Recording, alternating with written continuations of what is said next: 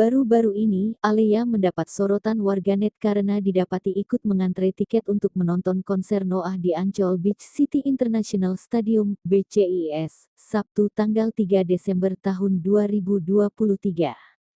Video yang dibagikan oleh sebuah akun TikTok tersebut memperlihatkan anak dari pernikahan Ariel bersama Sarah Amalia tersebut tengah berada di antrean panjang yang mengular.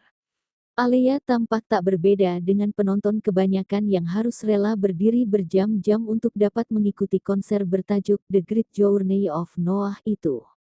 Sontak warganet memuji perilaku putri sematawayang Ariel. Video yang dibagikan oleh akun TikTok @drhana_aa menangkap momen Alea berada di antara sekumpulan penonton lain yang tengah antre untuk bisa masuk ke stadium. Lewat durasi singkat video tersebut, Alea tampak santai berada di antara penggemar lain, meskipun sepertinya dia dapat memanfaatkan posisinya sebagai anak dari vokalis Noah itu.